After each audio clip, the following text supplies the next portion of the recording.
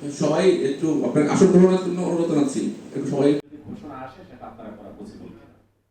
দেখুন, আমরা কমিশনের কাজ আসলে প্রধানের কাজ সম্পূর্ণতা প্রবাসীর কথা এখানে ইনক্লুড করা হয়েছে, কারণ প্রবাসীদের ভোটার করতে হলে কিভাবে করবে বা কেমন সময় আপনার লাগতে পারে।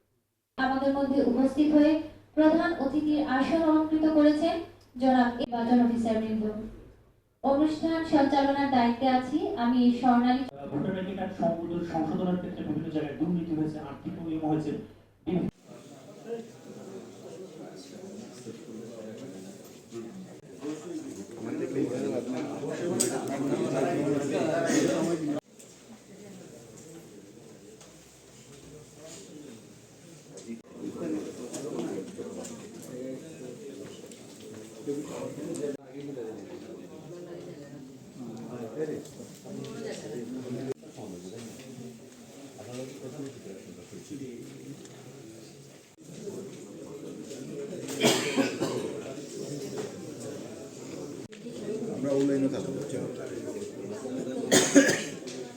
আমরা সেই লক্ষ্যে কাজ করছি এবং সিরিয়াসলি কাজ করছি যাতে আমাদের প্রবাসী ভাই বোনদেরকে আমরা এবার ইলেকশনের আওতায় নিয়ে আসতে পারি। আমরা সিরিয়াসলি ওয়ার্কিং অন এটা মুশকিল, তবে তাদেরকে যদি আমাদের ভোটের অধিকার দিতে হয় তাহলে তো তাদেরকে ভোটার হিসাবে তো আমাদের যে শিডিউল ঘোষণার আগেই তো ভোটার তো করতে হবে।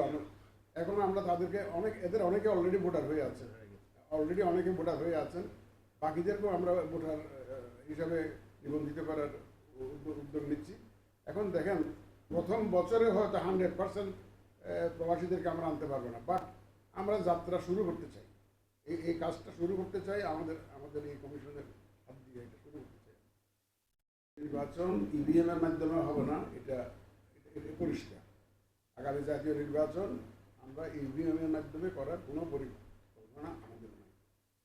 সেগুলো আমরা পরীক্ষা নিরীক্ষা করছি। আমরা এখনো এই যে আমাদের বিভিন্ন রিফর্মস কমিশন রয়েছে, তো আমাদের নির্বাচনী ব্যবস্থার যে সংস্কার কমিশনের রিপোর্টটা এখনো আমরা পাইনি। তো এই রিপোর্টটা পেলে তারা কী কী সুপারিশ দেয় এগুলো একটু পর্যালোচনা করে, তাহলে হয়তো আমরা সিদ্ধান্তে আসতে পারবো। আমরা অপেক্ষা করছি তাদের রিপোর্টের জন্য। গুরুত্ব সহকারে দিচ্ছি মানুষের ভোগান্তি যাতে কমে। আমাদের কিছু সীমাবদ্ধতা আছে, আমি জানি কিছু সীমাবদ্ধতা আছে, আমরা সেগুলো অ্যাড্রেস করার চেষ্টা করছি। আর যারা দুর্নীতিতে জড়িত ছিল আমরা মোটামুটি প্রমাণ পেলে কাউকে ছাড় দিচ্ছি না, এবং দিবও না। আমরা এখানে এই ব্যাপারে আমাদের সিদ্ধান্ত পরিষ্কার, কেউ যদি দুর্নীতির সাথে জড়িত হয় তাইলে কিন্তু তাকে আমরা ছাড় দেবো না কোনোভাবে। প্রথমত হচ্ছে আমরা গণমাধ্যমের স্বাধীনতায় শতভাগ বিশ্বাসী। এখন একটা বুথে যদি মনে করেন 30-40 জন ঢুকে পড়ে সাংবাদিক ক্যামেরা নিয়ে, তাহলে তো বুঝেন এটা আনম্যানেজেবল হয়ে যায়।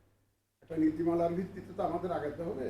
আমরা সবার সাথে সংশ্লিষ্ট সবার সাথে পরামর্শ করে একটা নীতিমালা ঠিক করে আমরা সাংবাদিকদেরকে সেভাবে একটা অ্যালাউ করবো একটা নীতিমালার ভিত্তিতে। তবে আমরা এটা বলে রাখি যে আমাদের সব কাজকর্ম ট্রান্সপারেন্ট, স্বচ্ছ, এবং এটা স্বচ্ছ রাখতে চাই যাতে মানুষ তাতে দেখতে পায়। এবং আপনারা যে ভয় করছেন, আমরা সেই ধরনের কোনো পরিস্থিতি আমরা সৃষ্টি করবো না সাংবাদিকদের জন্য। কথাবার্তা বলে নেই, তাহলে আপনারা চলে যেতে পারবেন, আমরা মিটিং করতে পারবো। এই যে স্থানীয় সরকার নির্বাচন নিয়ে রাজনৈতিক বিতর্ক শুরু হয়ে গেছে, আমি এ ব্যাপারে কোনো মন্তব্য করতে চাই না। আমি সফরে ছিলাম, এ সফরে মৌলভীবাজার থাকা অবস্থায় এই পত্রিকা থেকে এই খবরটা দেখেছি, বিস্তারিত জানিও না। আমি আগে ঢাকায় ফিরে যাই, আমার কমিশনে এটা আলাপ আলোচনা করে পরে এটা আমাদের ইলেকশন আমাদের দেবো। এ ব্যাপারে আমি কোনো মন্তব্য করতে চাই না।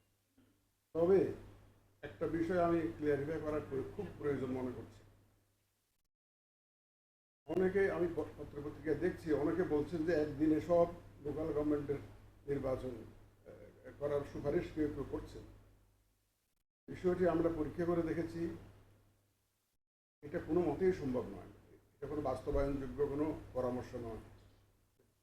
দেখেন, স্থানীয় সরকার নির্বাচন মানে কি? 5টা স্তরের নির্বাচন: সিটি কর্পোরেশন, পৌরসভা, উপজেলা, জেলা, ইউনিয়ন পরিষদ। 5টা নির্বাচন। স্থানীয় সরকার নির্বাচন বলতে এই 5টা নির্বাচন আপনাকে করতে হবে।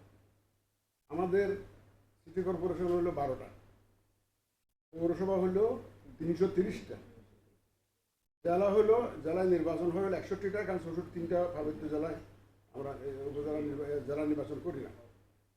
আমাদের উপজেলা হচ্ছে 595টা, 495টা, আর আমাদের ইউনিয়ন পরিষদ হচ্ছে 4595টা। এই সবগুলো নির্বাচন একদিনে করার যে এটা একটা আমাদের জন্য আদৌ গ্রহণযোগ্য একটা সুপারিশ নয়, এটা বাস্তবায়নযোগ্য নয়। ইসি এটাকে কোনো বাস্তবায়নযোগ্য পরামর্শ বলে মনে করে না। এই এক নম্বর। একদিনে নির্বাচনের যে ধারণা, যে পরামর্শ আসছে, এটা বাস্তবায়নযোগ্য নয়, ইসির কাছে গ্রহণযোগ্য নয়। এটা পরিষ্কার। যখন আমরা শিডিউল ঘোষণা করি, তার আগে যে কটা দল নিবন্ধিত থাকে ওদের মধ্যে একটা সুন্দর করে একটা নির্বাচন আয়োজন করা। সময় আসুক, দেখবেন কারা কারা নিবন্ধিত অবস্থায় থাকে, যারা যারা থাকবে তাদের নিয়ে নির্বাচন করবো। আমরা অপেক্ষা করুন, আমরা অপেক্ষা করে দেখি, ওই সময় পর্যন্ত একটা অপেক্ষা করে দেখি। আমি আগে একাধিকবার বলেছি, 16ই ডিসেম্বরের ভাষণে মাননীয় প্রধান উপদেষ্টা যে বক্তব্য দিয়েছেন, রাজ্য নির্বাচনের টাইম ফ্রেম নিয়ে যে বক্তব্য দিয়েছেন, সেটা মাথায় রেখে ইসি কাজ করছে। আমরা আমাদের সেই কাজ চালিয়ে যাচ্ছি, আর ওনার বক্তব্য অনুযায়ী যাতে আমরা নির্বাচন করতে পারি সে লক্ষ্যে আমরা কাজ করে যাচ্ছি।